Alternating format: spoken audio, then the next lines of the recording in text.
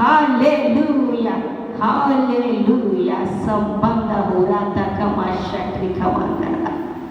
To God be all the glory. హల్లెలూయా. దయచేసి అందరూ కూర్చోవలసిందిగా దేవుని పేరట మనం చేస్తున్నాం. స్తోత్రం స్తోత్రం స్తోత్రం. హల్లెలూయా. కొద్దిసేపు దేవుని మాటలు వినాల్సిందిగా దేవుని పేరట మనం చేస్తూ ఉన్నాను. కొంచెంసేపే నేను మాట్లాడతాను.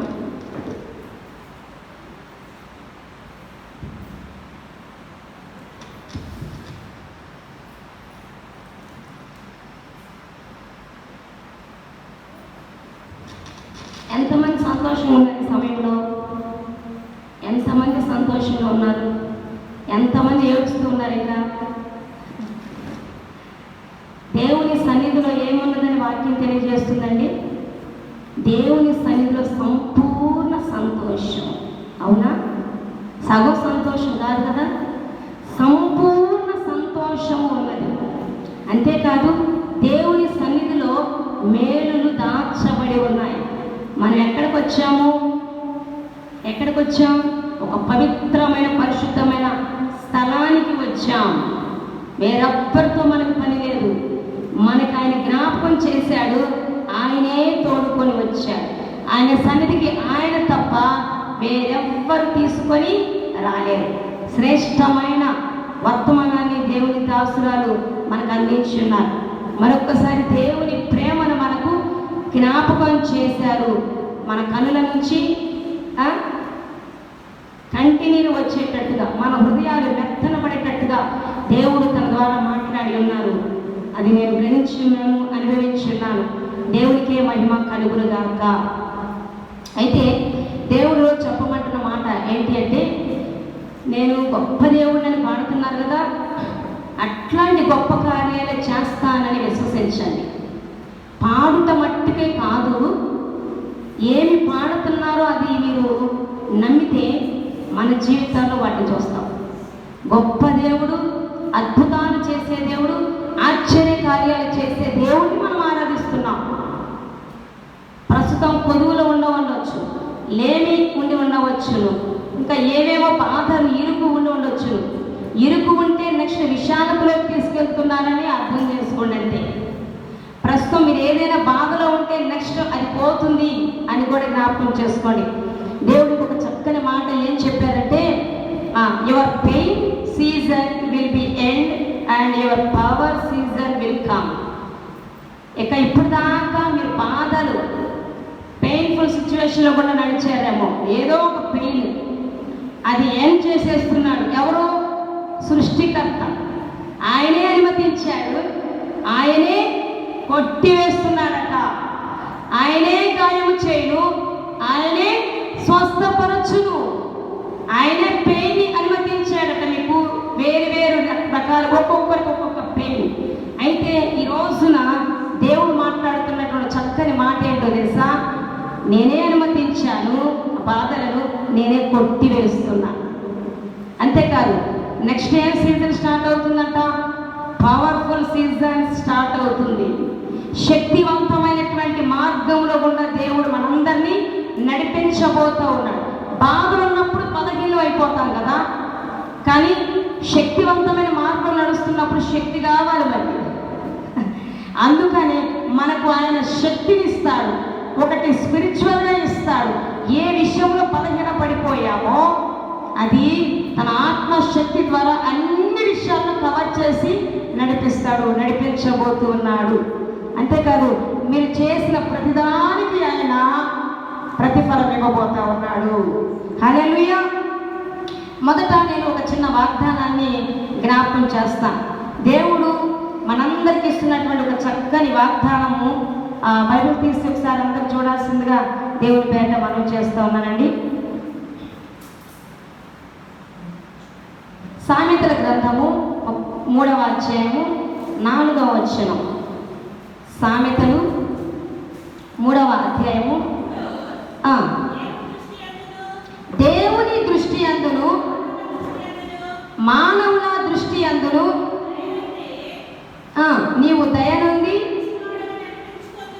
మంచివాడవని అనిపించుకొందువు. ప్రార్థన చేసుకుందామా? మహాపరిశుద్ధుడా, ప్రేమ కలిగిన తండ్రి, నీ పరిశుద్ధమైన బంగారు పాదాలు వందనాలు, స్తోత్రాలు. కనికరం కలిగిన దేవా, 3వ రోజున ప్రభు నీ చిత్తానుసారంగా సమస్తమును మేలుకరముగా నీకు మహిమకరముగా జరిగిస్తున్నారు. నీ చిత్తంలో ఉన్న నీ ప్రియ బిడ్డలందరినీ తీసుకొని వచ్చి మీరు మాట్లాడుతున్నందుకు మీకు వందనాలు చెల్లిస్తున్నానయ్యా. శత్రుక్రియలన్నీ లయపరుస్తున్నందుకు వందనాలు చెల్లిస్తున్నా. భ్రమలన్నింటినీ లయపరుస్తున్నందుకు మీకు వందనాలు చెల్లిస్తున్నాను. ఈ దీనదాసురాలినైన నన్ను ప్రభు నీ శిరచాటున మరుగు చేసుకొని మా అందరితో మాట్లాడి మహిమని పొందుకోమని యేసయ్య ఉన్నతమైన నామాన అడిగి ప్రార్థించుచున్నాము తండ్రి, ఆమేన్. ఈ రోజున మనందరితో దేవుడు ఈ వాగ్దానం చేస్తూ ఉన్నాడు. God will show you favour. దేవుని యొక్క దయ మన మీదకి వస్తూ ఉంది. దేవుని దయను మనం పొందుకోబోతా ఉన్నాం. దేవుడు ఎవరి మీదైతే దయ చూపిస్తాడో వారి మీద అత్యధికంగా కృప కుమ్మరించబడుతూ ఉంటుంది. ఆయన కృప ఎవరి మీద ఎక్కువగా ఉంటుందో వారిని ఈ లోకములో ఆశ్చర్యకరమైనటువంటి మార్గములో, అద్భుతంగా దీవెనకరమైన మార్గంలో నడిపిస్తూ ఉంటారు. అయితే దేవుడు ఈరోజు ఏం మాట్లాడుతున్నారంటే, మీలో కొందరు, మనలో కొందరిని మనుషుల దయను పొందుకోలేకపోతున్నామంట. ఎంత మంచిగా ఉంటున్నా, ఎంత పర్ఫెక్ట్గా ఉంటున్నా, కుటుంబంలో కావచ్చు, బంధువుల్లో కావచ్చు, మన చుట్టుపక్కల ఉన్నటువంటి వ్యక్తులలో కావచ్చును, మనుషుల దయ మనకి అందట్లేదంట. ఎంత మంచిగా మాట్లాడినా విడ్డూరంగా మాట్లాడటం, విమర్శించడము, అపార్థాలు చేసుకోవటం, మనల్ని ఎవరైనా దూషిస్తున్నారు, విమర్శిస్తున్నారంటే అర్థం ఏంది? మనుషుల దయ మన మీద లేదు అని అర్థం. అయితే మనం ఏమి చింతించాల్సిన అవసరం లేనే లేదు. మనుషుల దయ కొరకు, మనుషుల మెప్పు కొరకు ప్రాకులాడాల్సిన పని మనకు అవసరమే లేదు దేవుని బిడ్డలముగా. అయితే ఒక్కటి గుర్తించుకోండి, ఫస్ట్ మనం దేవుని దయ కొరకు వేడుకుంటే, దేవుని దయ మన మీదకి వస్తే ఆటోమేటిక్గా కఠినులు కావచ్చు, శత్రువులు కావచ్చు, అప్పటిదాకా దూషించిన వారు కావచ్చు, అప్పటి వరకు వ్యతిరేకంగా ఉన్న వారు కావచ్చు, దేవుని దయ మన మీదకి వచ్చినప్పుడు ఆటోమేటిక్గా మనుషుల మీద కూడా దయ వెళ్ళిపోతుంది.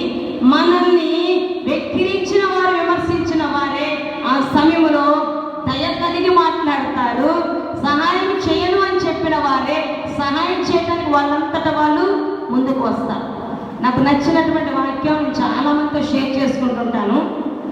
కాకులు ఎక్కడన్నా పెట్టడం అలవాటు ఉందా కాకులకు? చెప్పండి. కాకులు తెలీదా ఏంటి? అసలు కాకులనే చూడలే మేము, పావురాలనే చూసాం. మేమంతా తెలియలేదంటారా? కాకులు తెలుసు కదా, పిల్లలు తెలుసా కాకులు? కాకులు తెల్లగుంటాయా, నల్లగుంటాయా? ప్రశ్న కదా. అయితే దాని స్వభావం ఏంటి? నాకొని తింటమే, పెట్టే బుద్ధి లేదు. పిల్లలు ఏమన్నా ఏంటంటే, పిల్లోడు లేదు, పెద్దోడు లేదు, చిటుక్కను నాటుకోవటం, ముక్కు కరుచుకోవటం, వెళ్ళిపోవటం, తినేయటం. అది కదా, పెట్టే స్వభావం లేదు కదా కాకి. మరి దేవాది దేవుడు ఒక వ్యక్తిని అదే కాకోలతో కొన్ని దినాల పాటు పోషించాడు. ఆమేన్, హల్లెలూయా. ఎవరే ఆ వ్యక్తి చెప్పండి? ఏలియా కెరీతి వాగు దగ్గర ఉండు, నీకు కాకులతో భోజనం పంపిస్తాను అన్నాడు. కాకులేమో మన దగ్గరికి తీసుకొని వెళ్తే దేవుడు ఏం చేశాడు తెలుసా? కాకులకు కూడా ఏలియా మీద దయ కలిగేటట్టు చేశాడు. అక్కడ కాకులు అంటే మనం ఏం అర్థం చేసుకోవాలి? మన జీవితాలలో మనకి పెట్టకుండా మన దగ్గర నుంచి ఎప్పుడు ఆశిస్తూ ఉంటారు కొంతమంది. అట్టి కాకుల స్వభావం, ఆ కాకులనే తీసుకోవద్దు, కాకుల స్వభావం కలిగిన వ్యక్తులు. కానీ ఆయన సమయం వచ్చినప్పుడు, ఆయన దయ మన మీదకి వచ్చినప్పుడు ఏం జరుగుతుంది? ఆ కాకుల లాంటి కూడా ఉపయోగించుకొని మనకి మన అవసరాలన్నీ తీర్చేస్తాడు. ఆయన మన అక్కర్లన్నీ తీర్చేస్తాడు. అనేక మంది కాకుల చేతలను పోషిస్తూ వచ్చాడు. దేవునికే మహిమ కలుగును గాక. అందరూ కాదు, చాలామంది దేవుని బిడ్డలు కొంతమంది కాకుల చేత కూడా, కాకులవని స్వభావం కలిగిన వ్యక్తుల చేత కూడా నన్ను నా కుటుంబాన్ని దేవుడు పోషించాడు. ఆయన పిలుపునందుకొని లోబడి వచ్చినప్పుడు ఏ కొదువ చేయలేదు. సో అటువంటి సహాయం దేవుడు మనందరికీ చేయబోతున్నాడంట. ఎవరికి ఏ సహాయం కావాలో ఆ సహాయము. ఎవరు ఇంతవరకు మీ మీద దయ చూపకుండా ఎంత మంచిగా ఉన్న కఠినంగా ఉన్నారో వాళ్ళందరూ కూడా మిమ్మల్ని ప్రేమించేటట్టుగా దేవుడు చేయబోతున్నాడు. హల్లెలూయా, హల్లెలూయా. ఇక్కడ ఏమన్నా చూశారు కదా, దేవుని దృష్టి యందును మానవుని దృష్టి యందును నీవు దయ నుండి మంచివాడవని అనిపించుకుంటావు. ఎంత మంచిగా ఉన్న చెడ్డది అని విమర్శించినటువంటి వాళ్ళందరికీ ఏమనుకుంటారు, చాలా మంచిది, చాలా మంచి వ్యక్తి ఈ వ్యక్తి అనేటువంటి మాటలు వాళ్ళ నోటుకుండే వచ్చేటట్టుగా అపార్థాలు చేసుకున్నటువంటి వారే మన దగ్గరకు వచ్చి ప్రేమగా మాట్లాడేటట్టుగా వారికి మన ఎడల దయ కలిగించబోతా ఉన్నాడు. అంటే ఈ సమయంలో దేవుని దయ మన మీదకి వస్తూ ఉన్నది. అట్ ద సేమ్ టైం మానవుల యొక్క దయను కూడా మనం పొందుకోవడానికి దేవుడు మార్గాలన్నీ సరళం చేశాడు. బైబిల్లో యేసుక్రీస్తు ప్రభువారు అటువంటి దయను పొందుకొని ఉన్నారు అని రాయబడి ఉంది కదా. లూకా సువార్త 2:52 రాయబడిన మాట చదువుతామా. యేసు దేవుని దయందును మనుష్యుల దయందును వర్ధిల్లుచు ఉండెను. దేవుడి మిమ్మల్ని వర్ధిల్ల చేసే సమయం వచ్చింది. మీ మీద దేవుని దయ దిగి వస్తున్నది కనుక ఎప్పటి వరకు జరగని కార్యములు మీ ఎడమ దేవుడు జరిగించబోతా ఉన్నాడు. ఇప్పటి వరకు మిమ్మల్ని చేర్చుకునే వ్యక్తులు మిమ్మల్ని చేర్చుకొనబోతా ఉన్నారు. వాళ్ళు కాకులైనా కోకిళ్ళైనా ఎవరైనా సరే దేవుడు ఆజ్ఞాపిస్తే ఆయన ఆజ్ఞకు లోపడినటువంటి జంతువు కానీ, పురుగులు కానీ, మనుషులు కానీ, వాడు సాతాను గారు కానీ లేదు. ఓకేనా? ఈ యొక్క వాగ్దానములు మనందరము ఇప్పుడే స్వతంత్రించుకుందుము గాక. ఈ వాగ్దానాన్ని దేవుడు మనందరి జీవితాలలో, మన కుటుంబాలలో పరిచయం చేసేటువంటి వాళ్ళలో దేవుడు వాగ్దానం నిశ్చయంగా నెరవేర్చి ఆశీర్వదించి వర్ధిల్ల చేయుడుగాక. ఆమేన్. అయితే నేను కొన్ని మాటలు చెప్పడానికి ఇష్టపడుతూ ఉన్నాను. Today I'm speaking something very very very powerful. అది మనందరికీ తెలుసు. బైబిల్లో దేని గురించి అంత శక్తివంతంగా బోధిస్తారు అని అంటే మీరు ఈజీగా చెప్పగలరు. అన్ని శక్తివంతమైనటువంటి బోధలే, వాక్యం అంతా కూడా శక్తివంతమైనదే. ఎవరి ద్వారా ఏ వాక్యాన్ని అందించాలని దేవుడు ఉద్దేశించారో వాటి ద్వారా బలపడుతూ ఉంటాము. ఓకే. అయితే ఈ కాలంలో మనందరము తెలుసుకోవాల్సింది, శక్తిని పొందుకోవాల్సింది, గ్రహించాల్సినటువంటి ఒక మర్మయుక్తమైనటువంటి సర్వసత్యం ఒకటి. మనము దేవుని యొక్క శక్తిని పొందుకొని ఈ లోకంలో ఈ కాలంలో జీవించాలి. ఆ శక్తి ఏంటి అనే దాని గురించి ఈ రోజున దేవాది దేవుడు మనతో మాట్లాడబోతా ఉన్నారు. హల్లెలూయా, హల్లెలూయా. బైబిల్లో చూసినట్లయితే ఎఫెసీయులకు రాసిన పత్రిక 6వ అధ్యాయము 10వ వచనాన్ని చదువుకుందాం. ఎఫెసీయులకు రాసిన పత్రిక 6వ అధ్యాయము 10వ వచనం.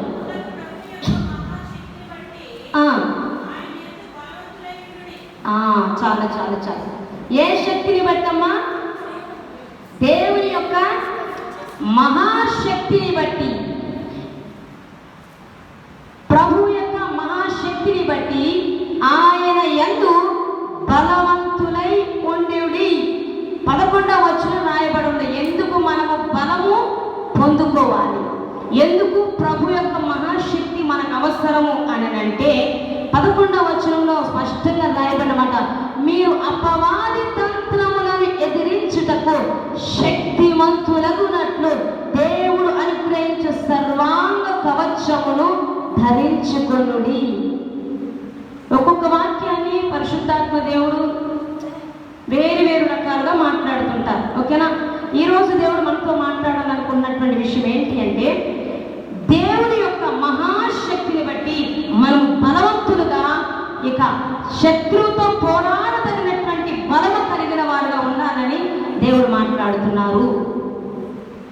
ఎందుకు అంటే ఇందాక చెప్పారు, మనల్ని ఇక పెయిన్ఫుల్ సిచ్యుయేషన్లో నుంచి, పెయిన్ఫుల్ సీజన్ నుంచి దేనిలోకి టర్న్ చేస్తున్నాడు, దేనిలోకి మనం మూవ్ చేస్తున్నాడు, శక్తివంతమైన మార్గంలోనికి మనల్ని ప్రవేశపెడుతున్నాడు. కనుక శక్తివంతమైన మార్గంలో మనం ప్రయాణం చేయాలంటే ఆషామాషి కాదు, బలహీనంగా ఉంటే సరిపోదు.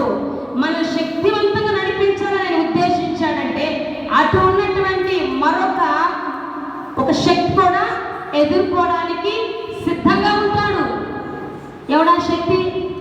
వాడు కూడా శక్తివంతుడు కావచ్చును, కానీ మన దేవుని శక్తికి మించిన వాడు మాత్రము కాదు, వాడే అపవాది.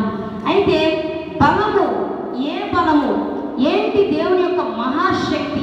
ఎలా మనం దాన్ని పొందుకుంటాం? ఆ బలము ద్వారా ఎలాగో సాతాను తంత్రాలను ఈజీగా ఎదిరించగలుగుతాము అంటే నా దేవుని ప్రియులారా, అపోస్తలుల కార్యములు 1వ అధ్యాయము 8వ వచనములో స్పష్టంగా రాయబడినది. చదవండి. అయినను పరిశుద్ధాత్మ మీ మీదికి వచ్చినప్పుడు మీరు శక్తి నొందెదరు కనుక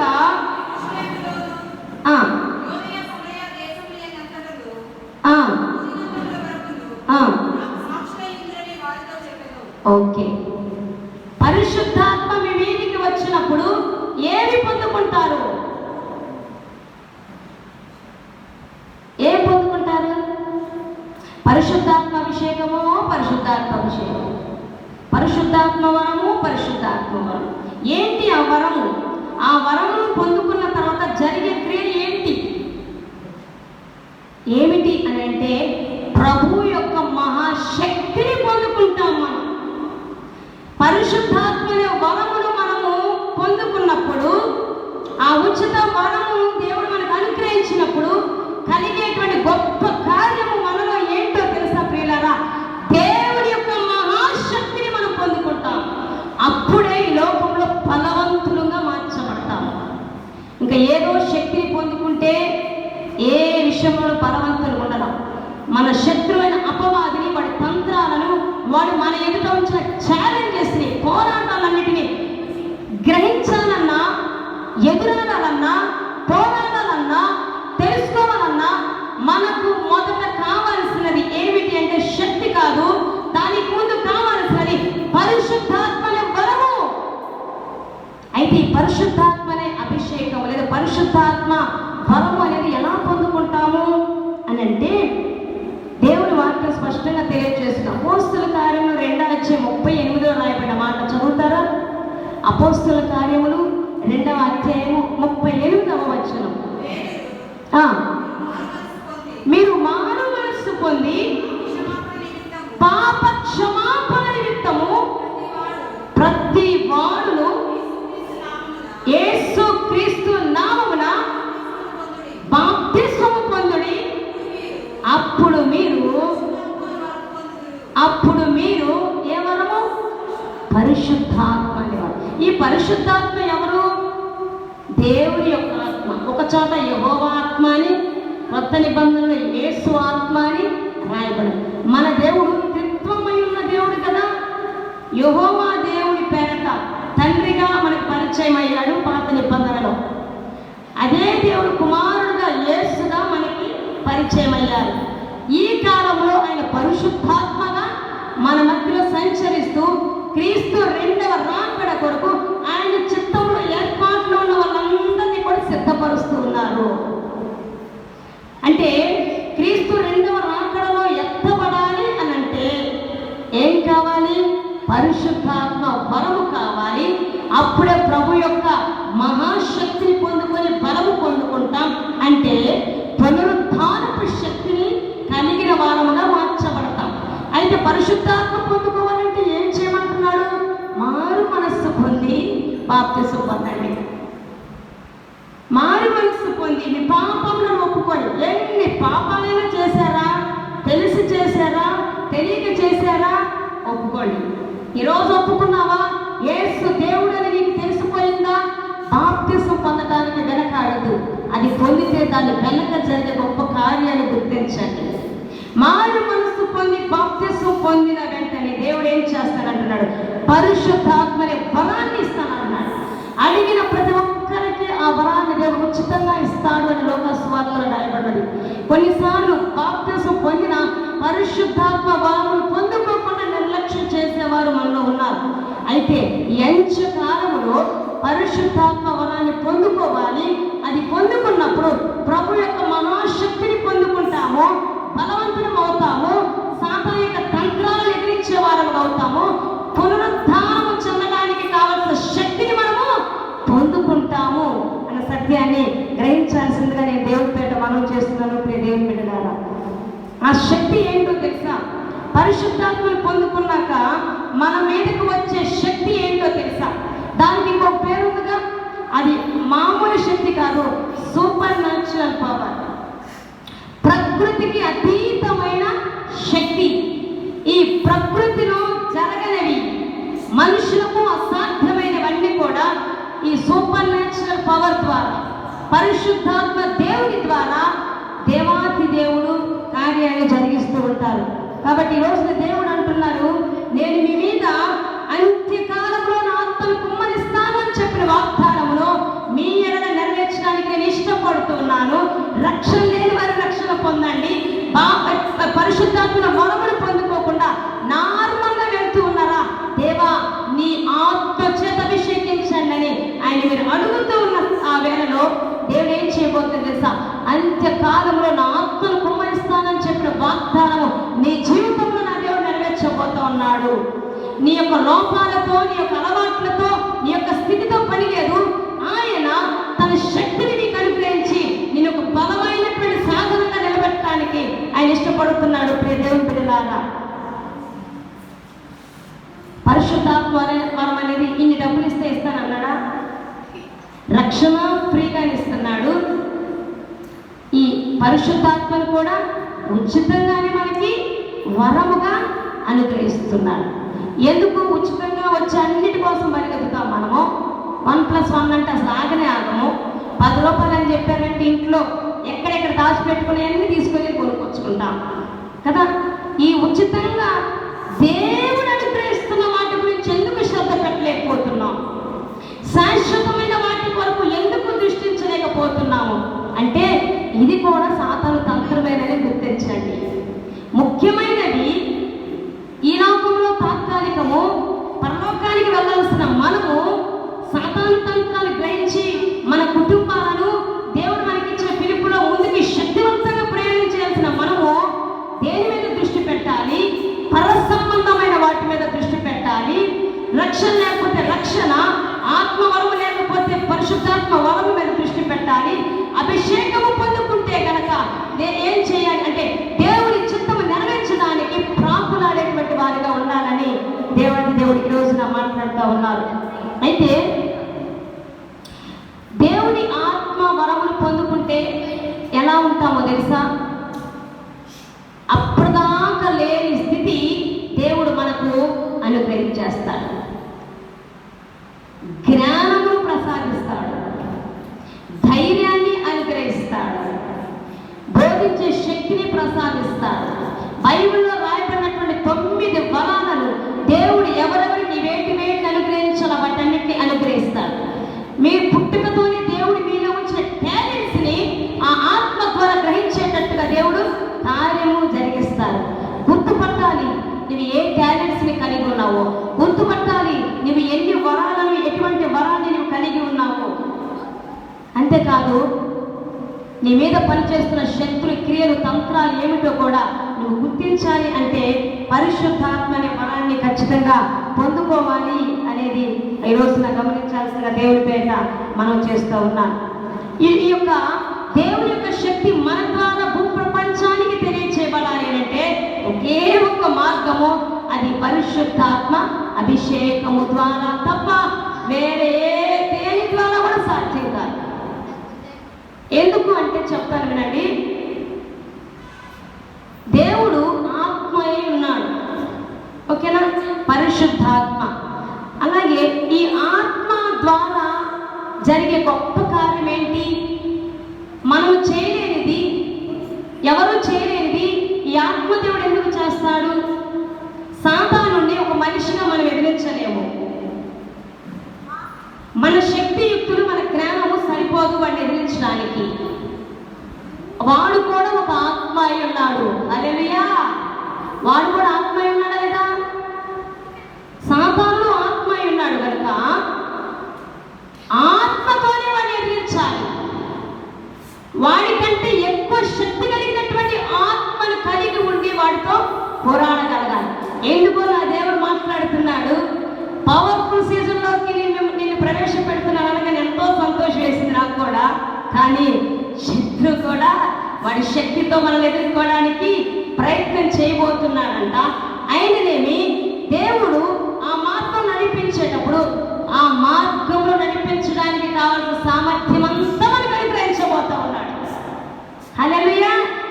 కాబట్టి ఈ రోజున మనందరినీ దేవుడు తన ఆత్మ చేత అభిషేకించడానికి ఆయన పిలిచి ఉన్నాడు అన్న సత్యాన్ని గ్రహించండి.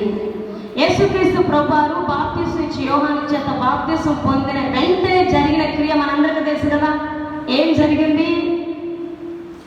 పావురం వంటి ఆకారములో ఎవరు వచ్చారు ఆయన మీదకి? మరి బాప్తిసం పొందకుండా రావచ్చు కదా.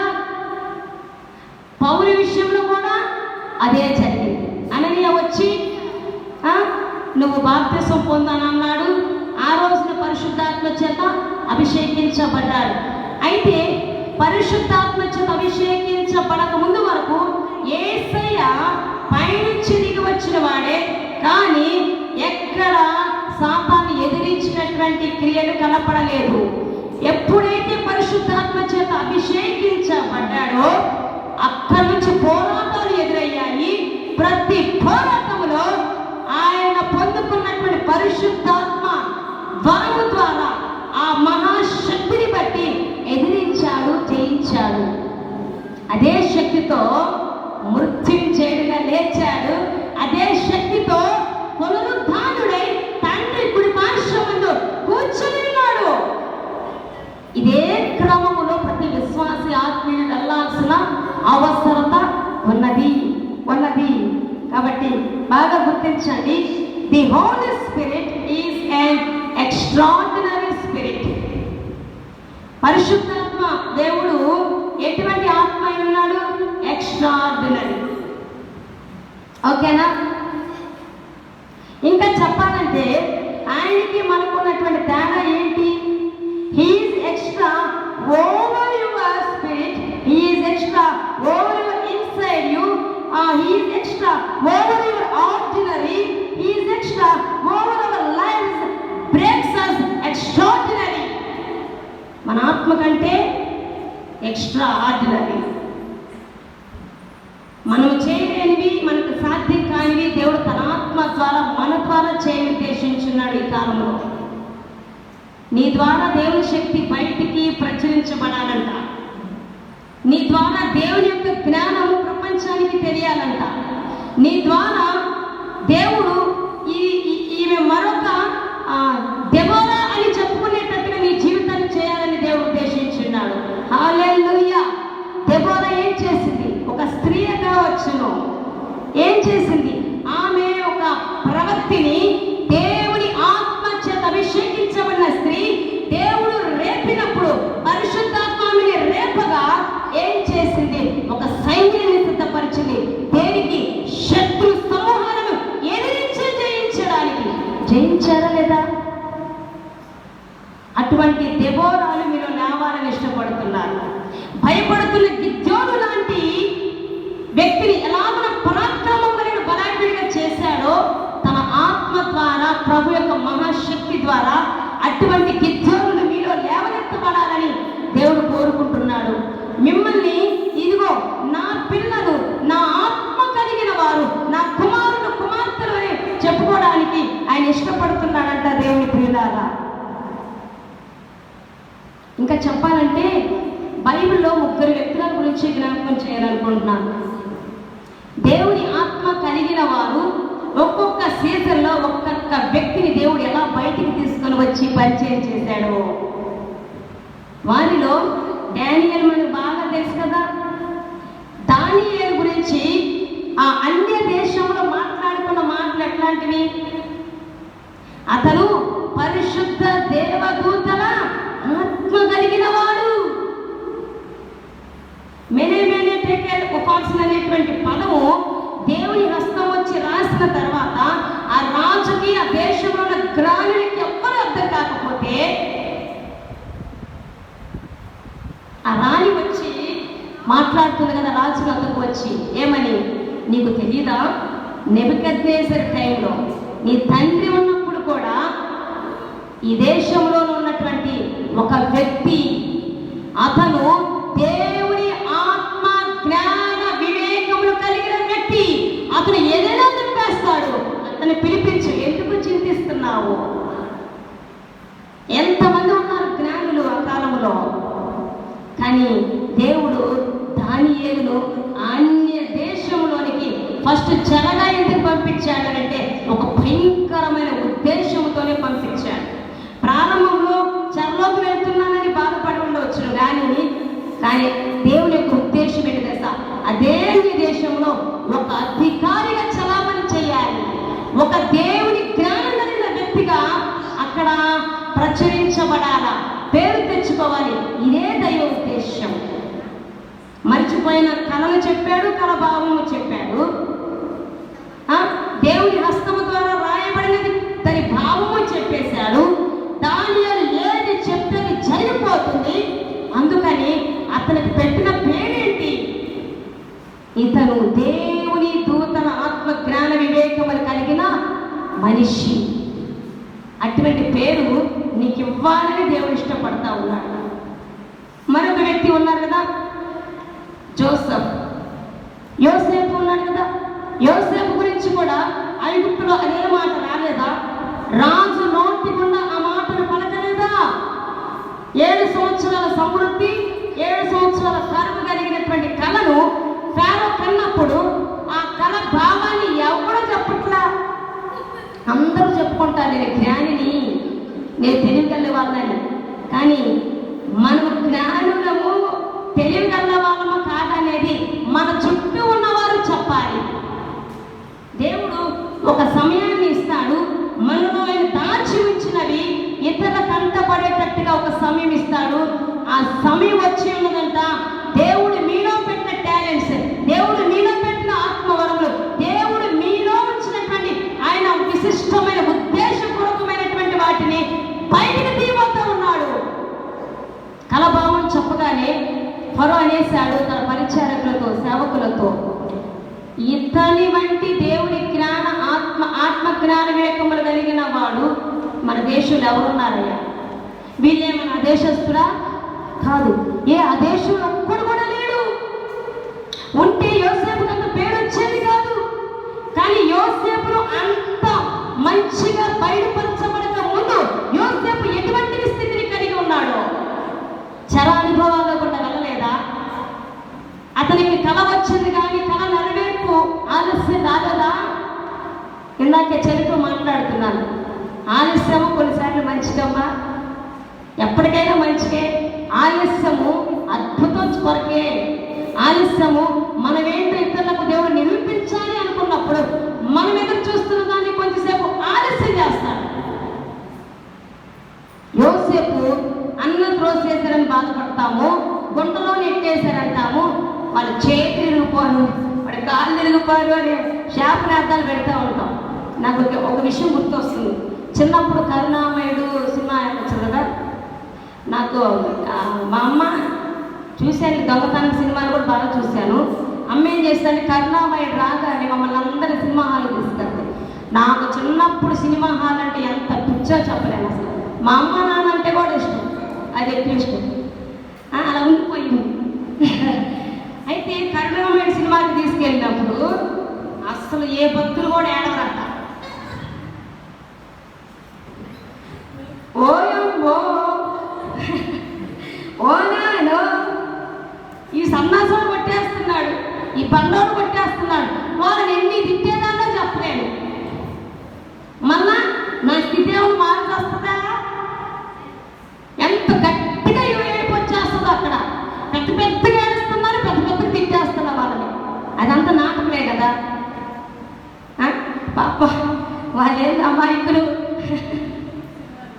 ఏం చేస్తున్నారు? యాక్టింగ్ చేస్తున్నారు.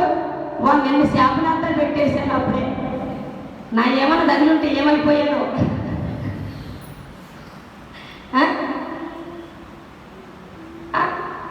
అట్లా ఎట్లా ఉంది ఈ వాక్యాలు వెళ్ళినప్పుడు ఫస్ట్ ఆత్మీయతలు లేనప్పుడు యోసేపు సినిమా చూస్తున్నప్పుడు కూడా అలాగే అనిపించింది.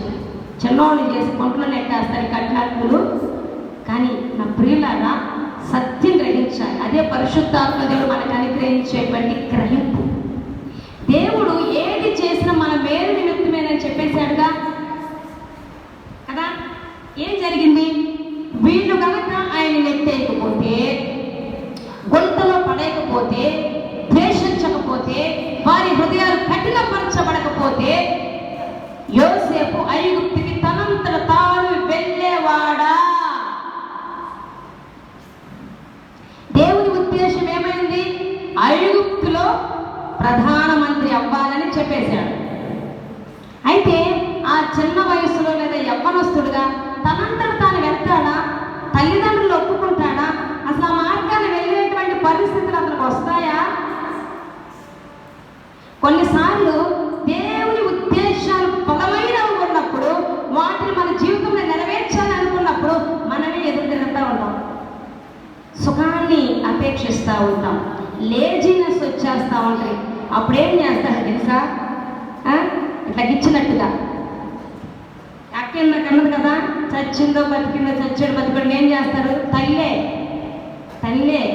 ఎవరైనా ఇచ్చితే అసలు ఊరుకోగా తల్లు. మళ్ళీ నేను ఎందుకు కొడతాను, తిడతానా? బాపట్లు వచ్చినప్పుడు మా నాన్న మా అమ్మ కానీ ఎవరన్నా నా పిల్లలు తిట్టారా? వాళ్ళ భయం తెలుసు వాళ్ళకి. అసలు పక్కనంగా అనుకుంటారు కానీ నా ముందు నా ఇంట్లో ఎవ్వరు కూడా ఏమనరు. మీరేమన్నా అనుకోండి, గయ్యాలనుకుంటారు, ఏమనుకుంటారో. నేనైతే మళ్ళీ వాళ్ళని తిట్టేదాన్ని, కొట్టేదాన్ని. ఏమన్నా అన్నారా అసలు చూడు సీరియస్ అయిపోతా.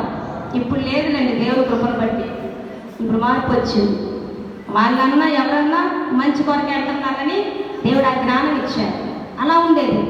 మరి గిచ్చింది ఎందుకు తల్లి? బతికున్న సత్యం తెలుసుకోవడానికి. ప్రేమతోనే అది గిచ్చింది, అక్కడ ఆమెకి ఇచ్చింది కదా. దేవుడు కూడా ఏం చేస్తాడు? ప్రేమతో పరీక్షిస్తాడు, ప్రేమతో శిక్షిస్తాడు కూడా. ఇష్టపడుతున్నాడు కనుక యోసేపును కొంతకాలము పరీక్షిస్తున్నట్టుగా ఉన్నాడు. కానీ ఎందుకు పరీక్షించాడు? ఎక్కడికి వెళ్ళి అధికారిగా ఉండాలో అది జరగాలి కాబట్టి వీళ్ళని గట్టిగా పరిచేశాడు, తరిమేటట్టుగా చేశాడు, అమ్మేటట్టుగా చేశాడు, బానిస అయ్యేటట్టుగా చేసేసాడు. చివరికి సమయం రాగానే అతనిలో దేవుడు ఎప్పటి నుంచో ఉంచిన జ్ఞాన వివేకములు బయటికి తీసుకొచ్చే సమయం వచ్చినప్పుడు సరిగ్గా రాజుకే తల తెప్పించేసేసాడు. ఆయన మనల్ని ఉన్నతమైన స్థలములలో నిలబెట్టేటప్పుడు ఏదో ఒక కార్యము జరిగించేస్తాడు. ఏదో ఒక పెద్ద వ్యక్తులను ఆయనే కదిలిస్తాడు, ఆయనే కలవరపరుస్తాడు. మన ద్వారా ఆ ప్రాబ్లమ్స్ అన్ని సాల్వ్ అయ్యేటట్టుగా అక్కడ ఎటువంటి పరిష్కారము దొరకకుండా చేసేస్తాడు. మనల్ని ఆయన ఆత్మ జ్ఞాన వివేకములు కలిగిన వ్యక్తి అని అనేప్పుడు తెలుసుకోవాలి. మరి యోసేపు గురించి కూడా రాజే స్పష్టంగా అన్నాడు కదా, ఇతని కంటే దేవుని యొక్క ఆత్మ జ్ఞాన వివేకం కలిగిన వాళ్ళు ఎవరు దొరుకుతారయ్యా? ఈయనే ఉన్నారు. ఈ దేశానికి నా తర్వాత రాజు యోసేపే అన్నాడు. అప్పుడు దాకా ఐగుప్తుడని చిన్న చూపు చూశారు. సమయం రాగానే వాళ్ళే తీసుకొని వెళ్ళి సింహాసనం మీద కూర్చోబెట్టేసేసారు. ఇంకొక వ్యక్తి ఉన్నారు కదా, నా యేసయ్య.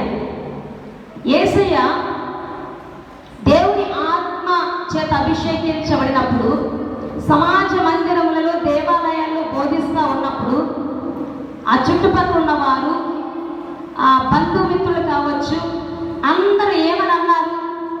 నేను రిఫరెన్స్లోకి వెళ్ళట్లా. ఏమన్నారు? ఇతనికి ఇంత జ్ఞానం ఎక్కడ నుండి వచ్చినది? ఇన్ని అద్భుత కార్యములు ఈయన ఎలాగ చేయించున్నాడు? ఇతని వడ్లవాని కుమారుడు కాదా? ఇతని సహోదరులు మనతో ఉన్నారు కాదా? ఇతని సహోదరులు మనకి ఎరుకైన వారే కదా? ఇతనికి ఇంత పాండిత్యం ఎక్కడి నుంచి వచ్చినది? ఇన్ని అద్భుత ఆశ్చర్యకార్యములు ఎలాగ చేస్తున్నారు అంటే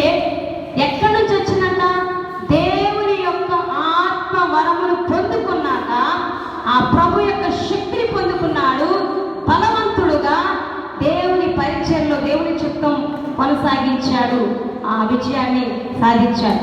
కాబట్టి దేవుడు రోజున మాట్లాడుతున్న మాట ఏంటంటే, మనలో ఉన్నటువంటి వారిని, మనల్ని లోకానికి జ్ఞానవంతులుగా, ధైర్యవంతులుగా, దేవుని ఆత్మ కలిగినటువంటి వారిగా పరిచయం చేయాలని ఇష్టపడుతున్నాడట. ఆయన పరిచయం చేసే సమయం వచ్చింది. అప్పటిదాకా ఎంత జ్ఞానవంతులున్నా, ఎంత బలవంతులున్నా, ధైర్యవంతులున్నా, ధనవంతులున్నా ఏం చేస్తారు? ఆ సమయానికి మనల్ని బయటికి తీసుకురావాలనుకుంటున్నాడు, మనల్ని హెచ్చించాలని ఉద్దేశించాడు కనుక, మనకి అధికారం ఇవ్వాలని ఉద్దేశించాడు కనుక, అప్పుడు దాకున్న వాళ్ళు ఏం చేసేస్తాడు? దేవుడు అణిచివేస్తాడు ఆయనే. సో అట్లాంటి ఉన్నతమైన స్థితిని దేవుడు మనకు అనుగ్రహించబోతున్నాడంట. అది దేవుడు మాత్రమే చేయగలిగినటువంటి కార్యం. కాబట్టి ఈ రోజున ఇంత మట్టుకు చాలును, ఇంకెక్కడ నిద్రపోయేటట్టున్నారు. కాబట్టి ఈరోజు శ్రేష్టమైన వాగ్దానము, దేవుని దయ మన మీదకి వచ్చుచ్చు ఉన్నది. ఒక బాధల్లో ఉన్న నడిచినటువంటి వారికి ఊరట, బాధలన్నింటిలో నుంచి దుఃఖమంతా సమాప్తం చేసి సంతోష సమాధానాలు కలిగిన జీవితంలోనికి ఆయన ప్రవేశపెడతా ఉన్నాడు. మనల్ని శక్తివంతులుగా, బలవంతులుగా తీర్చిదిద్ది ఒక ఉన్నతమైన మార్గం నడిపించడానికి ఆయన తన ఆత్మ జ్ఞాన వివేకంలో అనుగ్రహించబోతున్నాడు. ఇప్పటి వరకు మన ఎడల కఠినంగా ఉన్నటువంటి వారికి మన ఎడల దయగలిగేటట్టుగా దేవుడు చేయబోతూ ఉన్నాడు. ఈ మాటలన్నీ దేవాది దేవుడు మన హృదయాల్లో స్థిరపరిచి ఫలింపచేయను గాక. ఆమేన్. ప్రార్థన చేసుకుందామా? చిన్న ప్రార్థన. నాన్న ఒక పాట కూడా పాడలేదు. నాన్న ఒక పాట పాడిన తర్వాత మనం ఈ కూడికను ముగించుకుందామండి.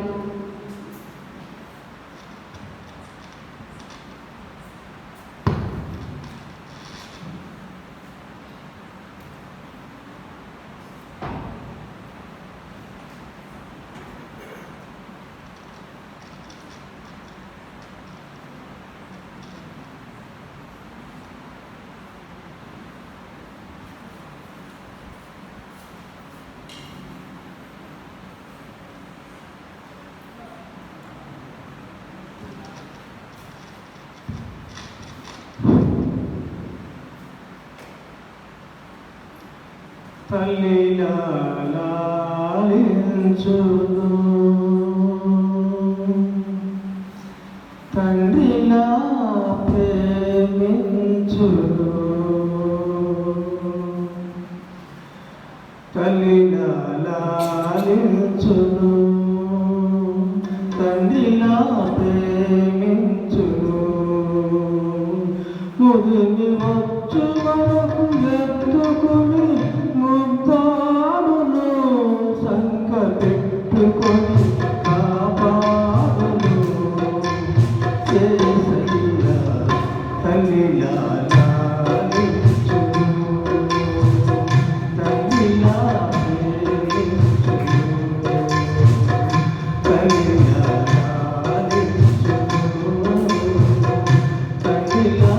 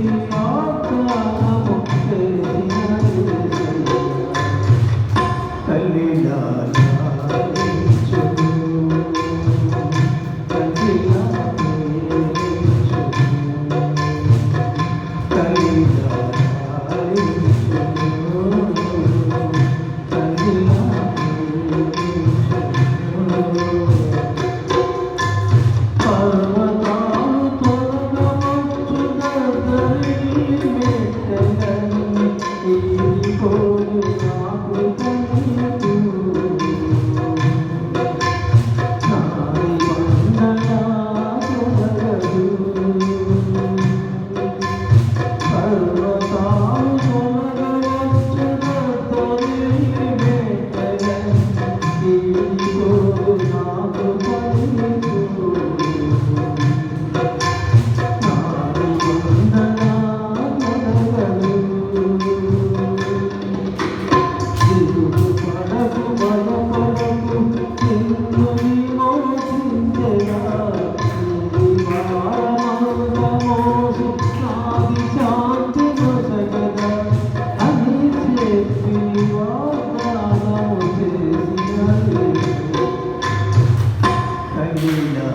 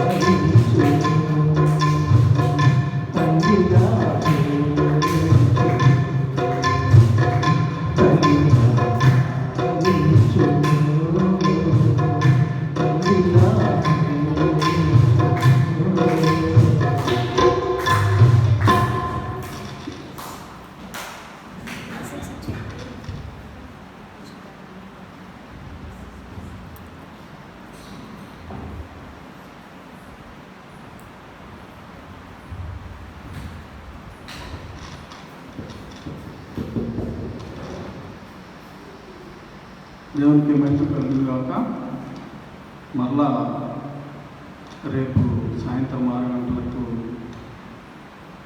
4వ దినం కోరిక జరుగుతుంది. తప్పనిసరిగా అందరూ హాజరవ్వాల్సిందిగా కోరుచున్నాం. ఇంకా మీ బంధువులకు అలాగే స్నేహితులకు మీరు పరువరకు తెలియపరిచి వారిని కూడా జనసంఖ్యకి తీసుకోవాల్సిందిగా మనం చేస్తూ ఉన్నాం. మన తండ్రి యొక్క కుమారుని యొక్క పరిశుద్ధాత్మ యొక్క నామములో మీ అందరికీ సదాకాలం